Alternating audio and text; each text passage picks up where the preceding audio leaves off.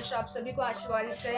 आज हम देखेंगे बेबीलोन के टावर के विषय में, बाबुल के उस गुम्मट के विषय में, और हम देखेंगे कि परमेश्वर ने किस प्रकार लोगों की भाषाओं में गड़बड़ी को तैयार किया और किस प्रकार पृथ्वी पर भाषा उत्पन्न हुई और किस प्रकार लोग फैले। आमीन। तो इसके लिए हम बाइबल से निकालेंगे उत्पत्ति और उसका 1 अध्याय और उसके 28 पद को जब हम पढ़ते हैं। परमेश्वर ने लोगों को आशीष दी, परमेश्वर ने हम सबको आशीष दी। यहाँ पर इस प्रकार लिखा है, और परमेश्वर ने उनको आशीष दी और उनसे कहा, फूलो फलो और पृथ्वी पर भर जाओ और उसको अपने वश में कर लो, और समुद्र की मछलियों तथा आकाश के पक्षियों, पृथ्वी पर रेंगने वाले सब जंतुओं पर अधिकार रखो।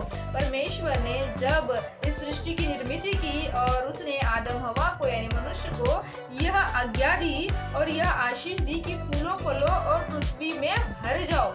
क्या आज्ञा दी? फूलो फलो और पृथ्वी पर भर जाओ और उसको अपने वश में कर लो, और जितनी इस पृथ्वी पर समुद्र की मछलियां, आकाश के पक्षी, हर एक रहने वाले जंतुओं पर अधिकार रखो। तो ये परमेश्वर की आज्ञा थी कि मनुष्य पृथ्वी पर फैले और वो भर जाए, और परमेश्वर ने उन्हें आशीषित किया था। लेकिन मनुष्य क्या करने लगा? जब हम पढ़ते हैं उत्पत्ति 11 अध्याय, जब हम उत्पत्ति 11 अध्याय को पढ़ते हैं तो हम यह देखते हैं कि सारी पृथ्वी पर एक ही भाषा और एक ही बोली थी। सारी पृथ्वी पर एक ही भाषा थी और एक ही बोली थी। उस समय लोग पूर्व की ओर चलते चलते शिनार देश में एक मैदान पाकर उसमें बस गए। उस समय क्या हुआ? लोग शिनार नामक एक देश में चलते चलते एक मैदान पाकर उसमें बस गए। तब वे आपस में कहने लगे कि आओ हम ईंट बना बनाकर भांति भांति से आग में पकाएंगे। और उन्होंने पत्थर के स्थान पर ईंट से और चूने के स्थान पर मिट्टी के गारे से काम लिया। और उन्होंने कहा, आओ हम एक नगर और एक गुम्मट बना ले जिसकी चोटी आकाश से बातें करे। इस प्रकार से हम अपना नाम करें, ऐसा न हो कि हमें सारी पृथ्वी पर फैलना पड़े। आमीन। ऐसा लोग सोचने लगे। जब हम उत्पत्ति 1 अध्याय उसका 28 वचन पढ़ते हैं, वहाँ पर परमेश्वर ने लोगों को आशीष दी, मनुष्य को आशीष दी और कहा, फूलो फलो और पृथ्वी पर भर जाओ। और यहाँ पर जब हम पढ़ते हैं, लोग क्या करने लगे? आज्ञा का उल्लंघन कर ये सोचने लगे कि हमें ऐसा ना हो कि सारी पृथ्वी पर फैलना पड़े, तो हम एक गुम्मट बनाते हैं जो आकाश से बातें करे और हम अपना नाम करेंगे। मनुष्य यहाँ पर अपनी महिमा करने के लिए, अपना नाम करने के लिए विचार कर रहा है। और वहां पर जब हम आगे पढ़ते हैं, जब लोग नगर और गुम्मट बनाने लगे तब इन्हें देखने के लिए यहोवा उतर आया। परमेश्वर ने देखा कि लोग एक गुम्मट को बना रहे हैं जो आकाश से बातें करेगा, और यहोवा ने कहा, मैं क्या देखता हूँ कि सब एक ही दल के हैं और भाषा भी उन सब की एक ही है, और उन्होंने ऐसा ही काम भी आरंभ किया। और अब जितना वे करने का यत्न करेंगे उसमें से कुछ भी उनके लिए अनहोना न होगा। इसलिए आओ हम उतर कर उनकी भाषा में बड़ी गड़बड़ी डाले कि वे एक दूसरे की बोली को न समझ सके।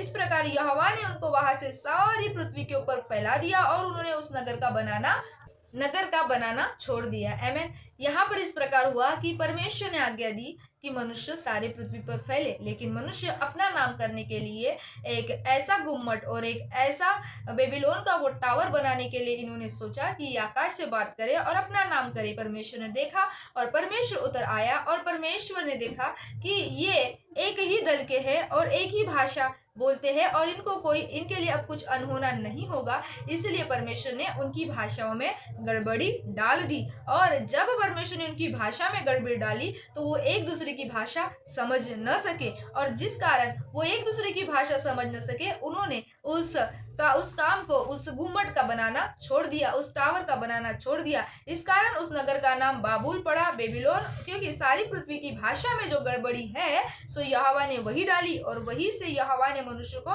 सारी पृथ्वी के ऊपर फैला दिया। पहले मनुष्य ने परमेश्वर की आज्ञा को पालन करना नहीं चाहा, लेकिन परमेश्वर ने फिर भी उनके द्वारा उनकी भाषा में गड़बड़ी कर उनको सारी पृथ्वी पर फैला दिया। जिसको जैसी भाषा समझ में आ रही थी वो दल, वो ग्रुप अलग हो गए, और इस प्रकार वो सारी पृथ्वी पर फैल गए। और परमेश्वर ने इस प्रकार इस पृथ्वी पर भाषा की निर्मित की, क्योंकि इस पद में लिखा है, क्योंकि सारी पृथ्वी की भाषा में जो गड़बड़ी है सो यहोवा ने वही डाली। उसी स्थान से सारी भाषाएं अलग अलग उत्पन्न हुई। इस पृथ्वी पर आज जितनी भी भाषा है इन सब का बना बनाने वाला परमेश्वर है। और इस कहानी से हम और एक बात सीखते हैं कि जब परमेश्वर ने हमें आशीष दी है, मनुष्य को परमेश्वर ने जो आज्ञा दी है, हमें परमेश्वर के ही आज्ञा का पालन करना चाहिए। हमें अपना नाम करने के लिए हम का सहारा नहीं लेना चाहिए। परमेश्वर के पास एक योजना है जो हमारी योजना से अच्छी है।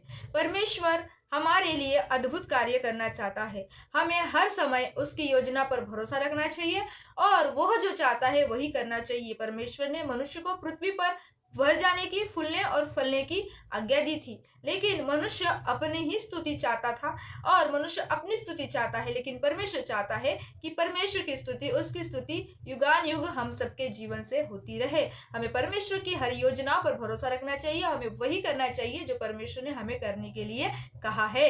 परमेश्वर के सारी बातें परमेश्वर के नियंत्रण में है और परमेश्वर का नियंत्रण सारी बातों पर है। हम उसकी मर्जी के बिना, उसके आज्ञा का उल्लंघन कर कुछ भी प्राप्त आशीषें प्राप्त कर नहीं सकते। जो उसकी आज्ञा का उल्लंघन करेगा वो उससे दंडित होगा। हम जब परमेश्वर की आज्ञा का उल्लंघन करते हैं, हम दंड प्राप्त कर सकते हैं। आमीन। इसलिए हमें परमेश्वर की योजना में है और उसकी आज्ञा में ही बने रहकर जीवन जीना चाहिए। परमेश्वर इस कहानी के द्वारा आप सबको आशीर्वादित करे, आशीषित करे और मिलते हैं नेक्स्ट वीडियो में। तब तक जय मसीह की। Praise the Lord. Shalom. God bless you.